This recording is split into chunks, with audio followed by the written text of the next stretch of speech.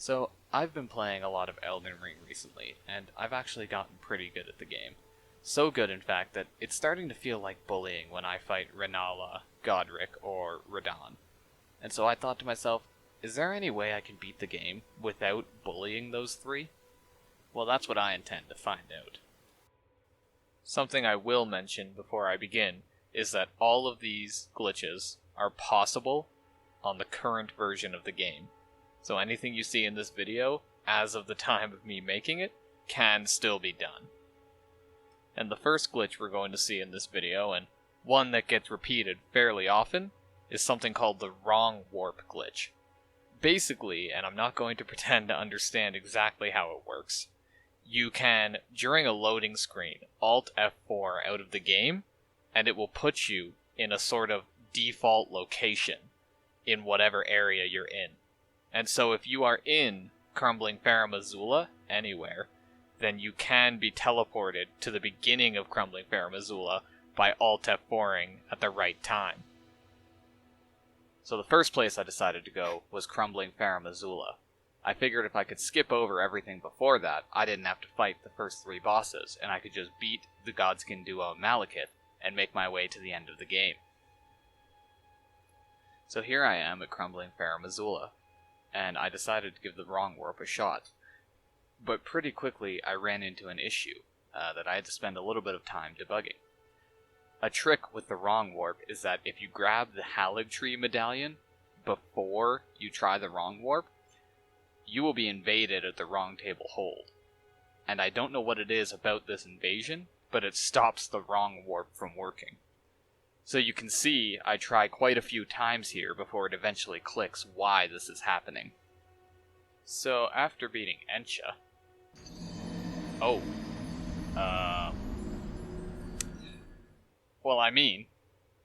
After beating Encha...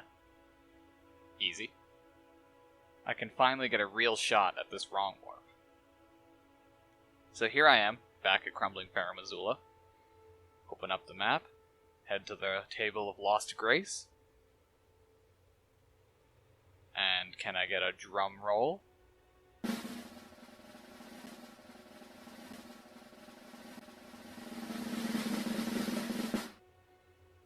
Hooray! As you can see there, it says Chapel of Anticipation. If it says that, that means you performed the glitch correctly. And here we are, Crumbling Farum Azula. So now, it's just a matter of casually making our way through Crumbling Farum Azula to the Godskin duo. And I actually did decide to put on the Royal Remains armor, as I didn't have very much health, and I didn't want to get stomped on the way there. So it's a pretty easy run-up. I did actually die at one point, but other than that, it was a pretty quick and easy trip to the Dragon Temple. So first I hit up Bloody Finger Nigerius, with the goal of getting Reduvia, and I was hoping that this would make the Godskin duo boss fight just a little bit easier. Then I made my way over to Iji, the blacksmith, and my objective here was to beat the Godskin duo and make my way through Farum Azula. Although ultimately I ended up not doing this. But for this point in the run, I was going to purchase the 4 Somber Smithing Stones, but I was a little light on cash. So, I decided to make my way to Caelid in order to pick up some runes and some other things along the way. So I picked up the Flask of Wondrous Physic, made my way through the teleporter to Grail's Dragon Barrow, then I made my way across the bridge to Farron Keep.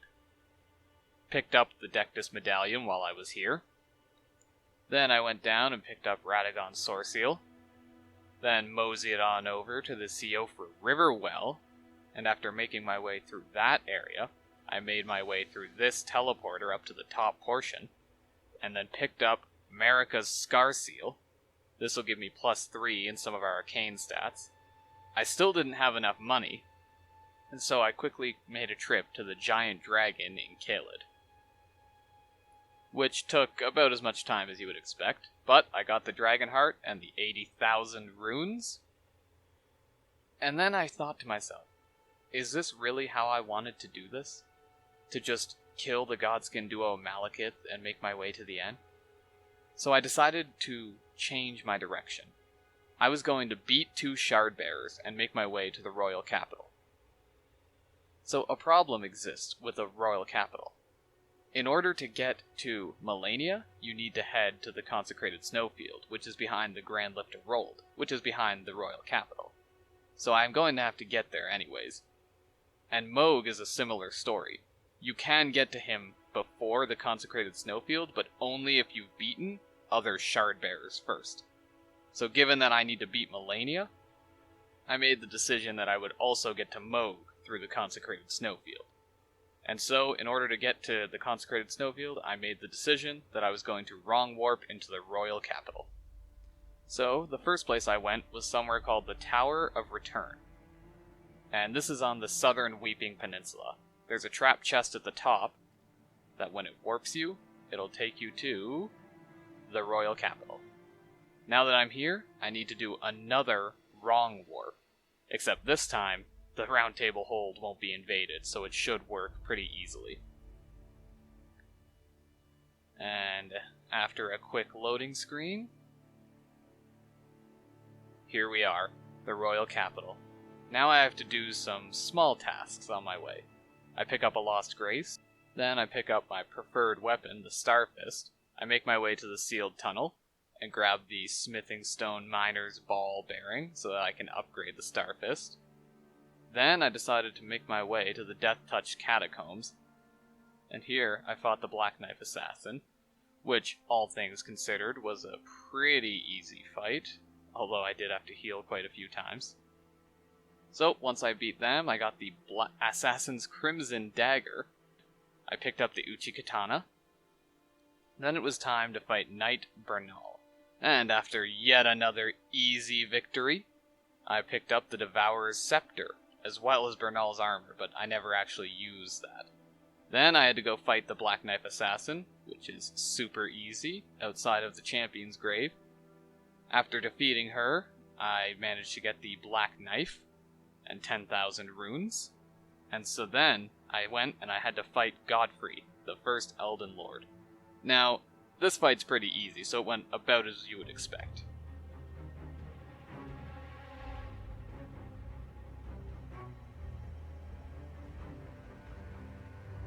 No problem, easy fight.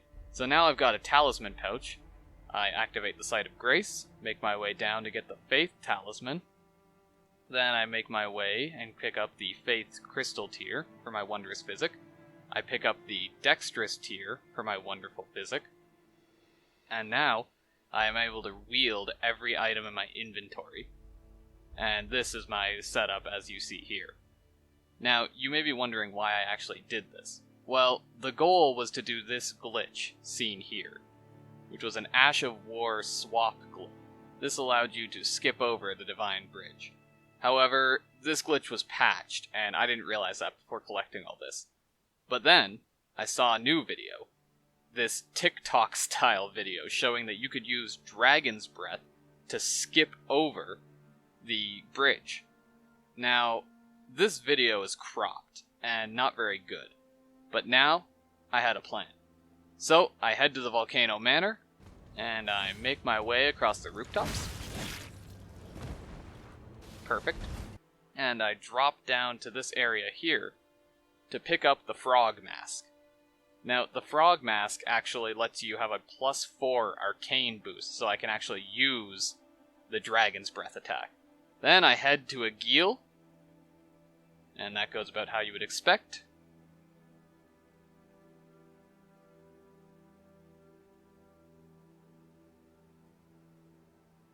Then I make my way to the Cathedral of Dragon Communion, and I pick up a Geel's Flame. And now, with the Physic, I'm able to use a Geel's Flame. And now, I can finally perform the glitch to skip Morgoth's Barrier.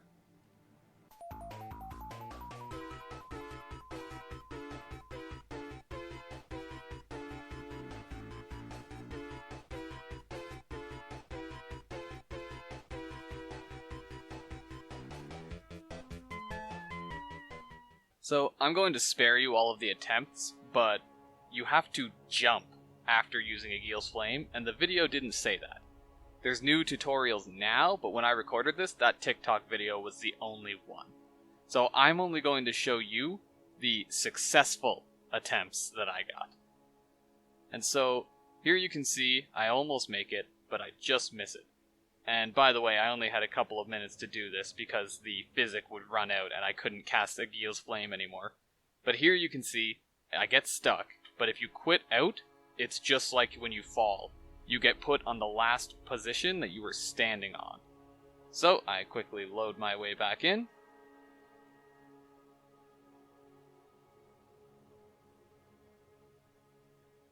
And we did it. Now it's just a matter of parkouring our way up. And making our way around the side. And this last jump is a little bit tricky, but nothing compared to the Aegil's Flame jump. And once we've made our way over,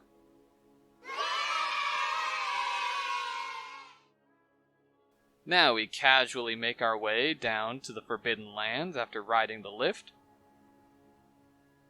And my next stop is the Grand Lift of Rold. Now, since I don't actually have the medallion, as seen here, we're going to need to do another wrong warp.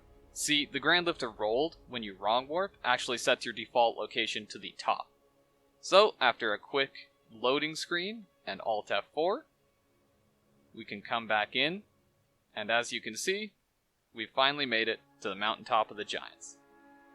Oh yeah, now we're getting somewhere. So my first stop is picking up the Smithing Stone Bell Bearing to upgrade my Star Fist even further. Then I make my way to Commander Nile, who is, in all fairness, a pretty easy fight.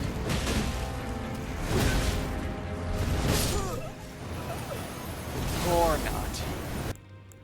Okay.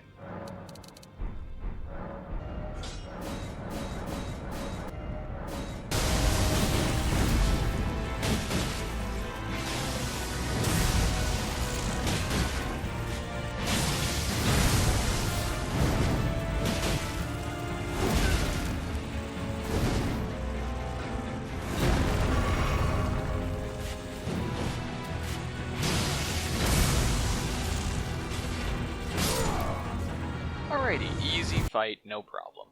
I pick up the left half of the Haligtree Medallion, and now we can finally make our way to Melania. So, I head back to the Grand Lift, and fun fact, if you only have the secret medallion, it's your only option. I think that's funny. And here we are, the consecrated snowfield. Now I casually make my way through.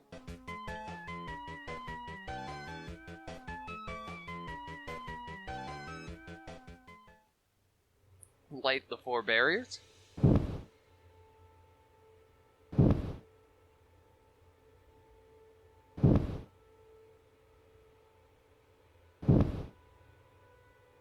And now I take the teleporter, and here we are, Michaela's Haligtree.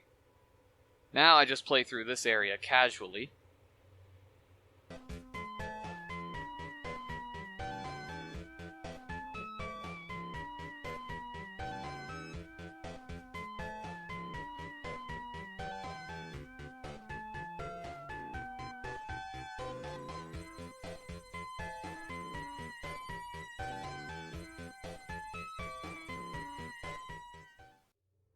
And now, I'm in Loretta's boss room.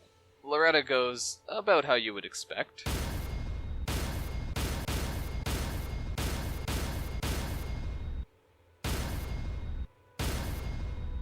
Easy boss, no problem.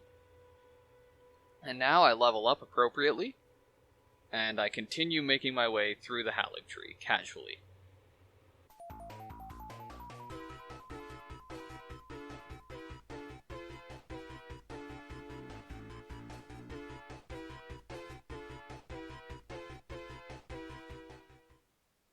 And here we are, our first fight of the run, Melania.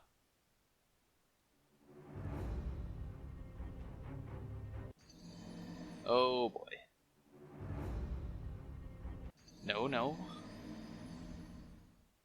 Okay. This time, for realsies.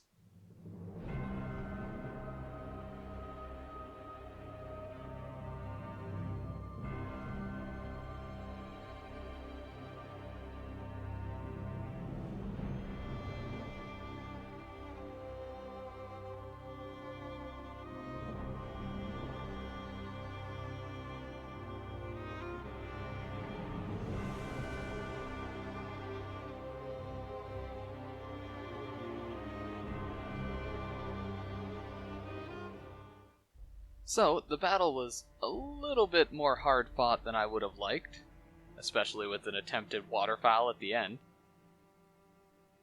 However, she was no match for me. She was no match for me. Yep. No match for me. Easy fight. Okay, first Shardbearer down. Now I head over to the Sanguine Noble, take him out, which is always a pleasure.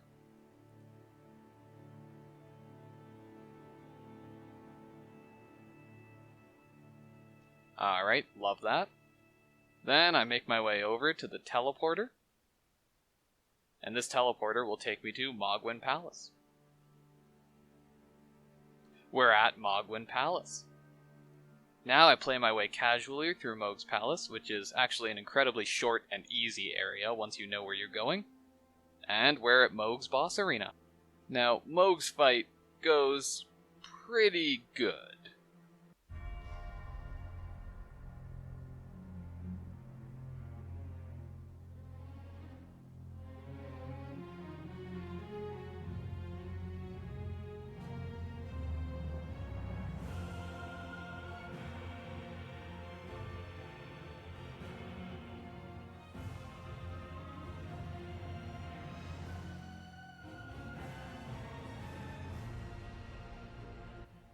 Lord of Blood? Yeah, not so much. He just kind of stands there like a chump. Easy fight.